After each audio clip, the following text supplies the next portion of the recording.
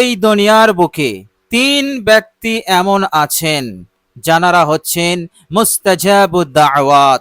আল্লাহ রাব্বুল আলামিন তাদের হার দোয়াকে সরাসরি কবুল করে নেন। তিনারা যদি বদদোয়া করেন, বদদোয়াও কবুল হয়ে যায়। তিনারা যদি ভালো দোয়া করেন, সেটাও আল্লাহ পাক কবুল করে নেন। আল্লাহ সুবহানাহু ওয়া তাআলা এই রকম মর্যাদা, এই রকম সম্মান আল্লাহ পাক তিনি তিন ব্যক্তিকে দান করেছেন। এই তিন ব্যক্তি হচ্ছে মুস্তাজাবুদ দাওয়াত, অর্থাৎ দোয়া করলেই আল্লাহ পাক সরাসরি কবুল করে নেন।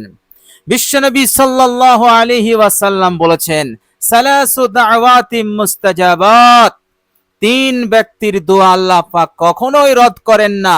লা শাক্কা ফিহিন্না, তাদের দোয়া কবুল হওয়ার ব্যাপারে কোনো সন্দেহ নেই, বিন্দু পরিমাণ সন্দেহ নেই, সংশয় নেই।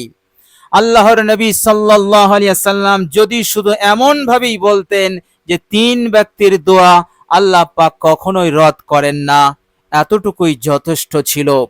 কিন্তু আল্লাহর নবী সাল্লাল্লাহু আলাইহি ওয়াসাল্লাম তিনি নিজে বলছেন, লা শাক্কা ফিহিন্না, হে পৃথিবীর উম্মত উম্মতিরা, এই দোয়া কবুল হওয়ার ব্যাপারে কোনো শক নেই, কোনো সন্দেহ নেই, এর মধ্যে বিন্দু পরিমাণ সংশয় নেই, ডাউট নেই। তাহলে চিন্তা করুন আল্লাহ রাব্বুল আলামিন সেই তিন শ্রেণীর মানুষকে কতটা সম্মান, কতটা ইজ্জত দিয়েছেন।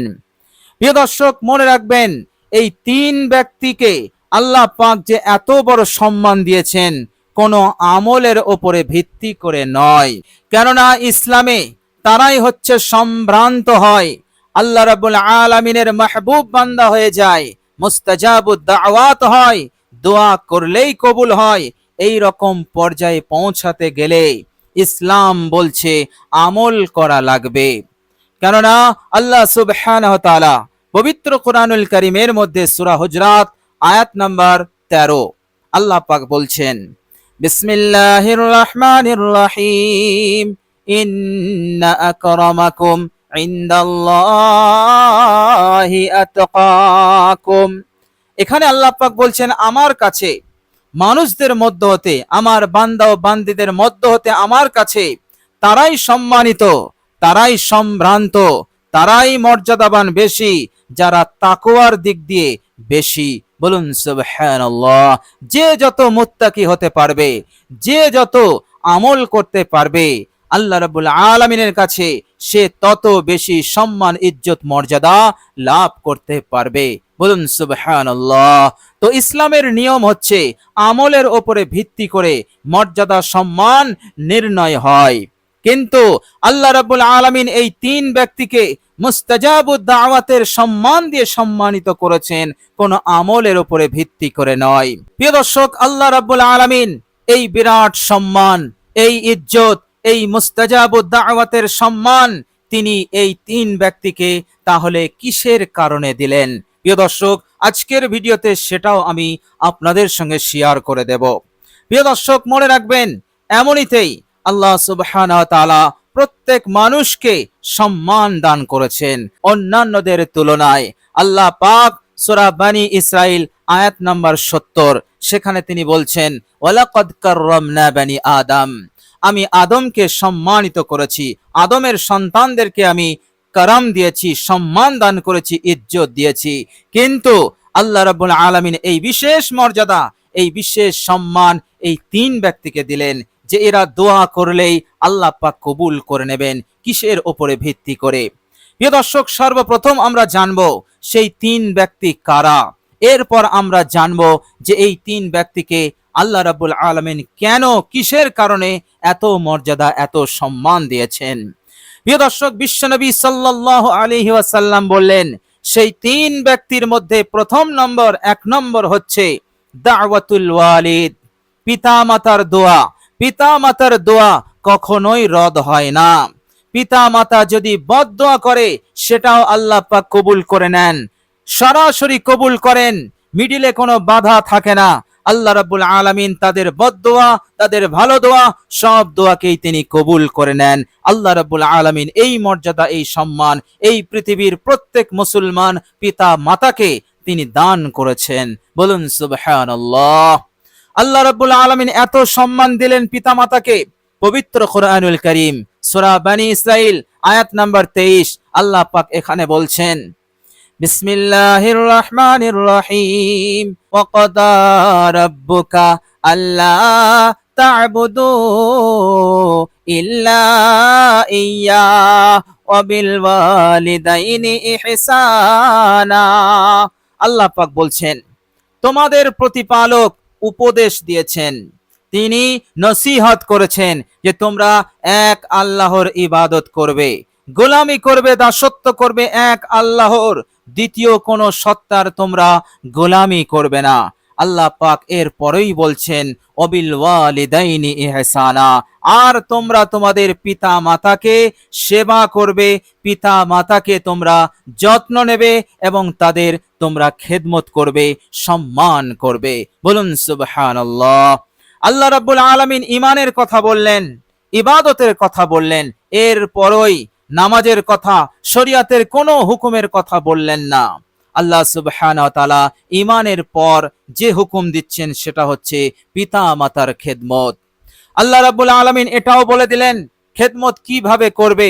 এর পরের আয়াতেই আল্লাহ সুবহানাহু ওয়া তাআলা বিস্তারিতভাবে তিনি বলে দিলেন। প্রিয় দর্শক, আল্লাহ রাব্বুল আলামিন বলছেন, ইম্মা ইয়াবলুগান্না ইনদাকাল কিবারা আহাদুহুমা আও কিলাহুমা ফালা তাকুল লাহুমা উফফিন ওয়ালা তানহারহুমা ওয়াকুল লাহুমা কাওলান কারীমা।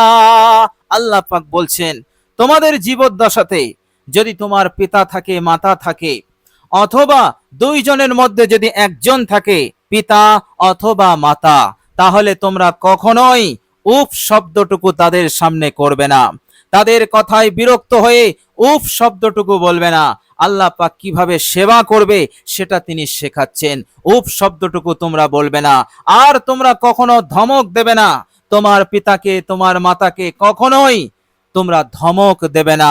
ওয়াকুল লাহুমা কাওলান কারীমা, তোমরা সর্বদা হার অবস্থাতে তোমরা সম্মানজনক কথা বলবে, এমন কথা বলবে যেন তারা খুশি হয়, তাদের মনে যেন দুঃখ কষ্ট না লাগে।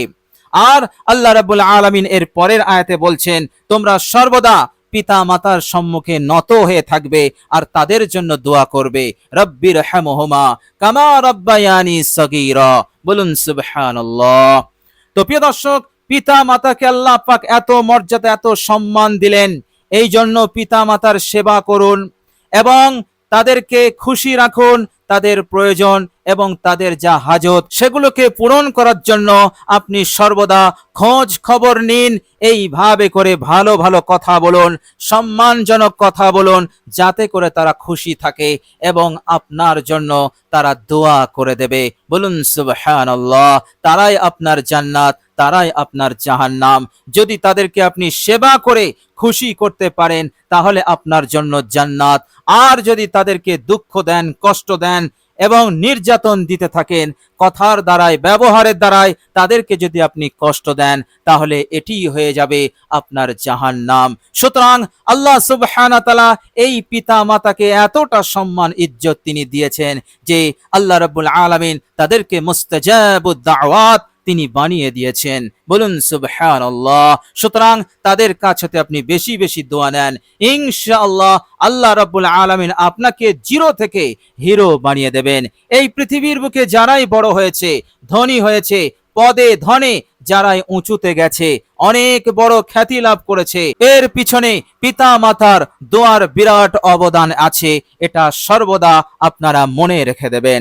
সুতরাং পিতা মাতার দোয়াকে আল্লাহ রাব্বুল আলামিন সর্বদা সরাসরি তিনি কবুল করে নেন। বলুন সুবহানাল্লাহ। আর 2 নম্বর হচ্ছে বিশ্বনবী সাল্লাল্লাহু আলাইহি সাল্লাম বললেন, দাওয়াতুল মুসাফির, মুসাফিরের দোয়াকে আল্লাহ রাব্বুল আলামিন সরাসরি কবুল করেন। যে সমস্ত বান্দা ও বান্দিরা তিনারা সফর করছেন, অর্থাৎ ঘর হতে তিনারা সফর করার নিয়তে বাড়ি হতে তিনারা বেরিয়ে পড়েছেন, তিনারা মুসাফির হয়ে গেছেন। কতটা দূরত্ব? কমসে কম 80 কিলোমিটার। 80 কিলোমিটার পথ অতিক্রম করার নিয়তে ঘর হতে বেরিয়ে পড়েছে এই বান্দা ও বান্দি মুসাফির। আল্লাহ রাব্বুল আলামিন এই মুসাফিরকে মুস্তাজাবুদ দাওয়াত বানিয়ে দেন যতক্ষণ সে মুসাফির থাকে, সফররত অবস্থায় থাকে। বলুন সুবহানাল্লাহ। তো প্রিয় দর্শক, মুসাফির ভাইদের সঙ্গে ভালো ব্যবহার করুন, তাদেরকে মেহমানদারি করুন এবং তাদের কাছ হতে আপনি দোয়া নিন, ইনশাআল্লাহ দোয়া কবুল হয়ে যাবে। এ কথা বিশ্বনবী সাল্লাল্লাহু আলাইহি সাল্লাম বলেছেন, লা শাক্কা ফিহিন্না, তাদের দোয়া কবুল হওয়ার ব্যাপারে বিন্দু পরিমাণ সংশয় নেই, সন্দেহ নেই। প্রিয় দর্শক, এই মর্যাদা, এই সম্মান কেন দেয়া হলো, আল্লাহ রাব্বুল আলামিন কেন দিলেন, এটা আমি শেষে বলবো। প্রিয় দর্শক, আর 3 নম্বর হচ্ছে, আল্লাহর নবী সাল্লাল্লাহু আলাইহি সাল্লাম বললেন, দাওয়াতুল মাজলুম, অত্যাচারিত লাঞ্ছিত এমন মাজলুমের দোয়া আল্লাহ রাব্বুল আলামিন সরাসরি কবুল করে নেন, মিডিলে কোনো রকম বাধা হয়ে দাঁড়ায় না এবং ঝুলে থাকে না। বলুন সুবহানাল্লাহ। মাজলুম তারাই যাদের উপরে অন্যায় করে জুলুম করা হয়েছে, অন্যায় করা হয়েছে, যাদের হক অধিকার হরণ করা হয়েছে, যাদের সম্পদকে আত্মসাৎ করা হয়েছে, এইভাবে করে নানান দিক হতে অন্যায় অত্যাচার জুলুম করা হয়েছে। সেই জুলুম, সেই অন্যায় হোক সামান্য, কিন্তু সেটা জুলুম। তো প্রিয় দর্শক, যাদের উপরে জুলুম করা হয় তারা হচ্ছে মাজলুম, তারা হচ্ছে অত্যাচারিত।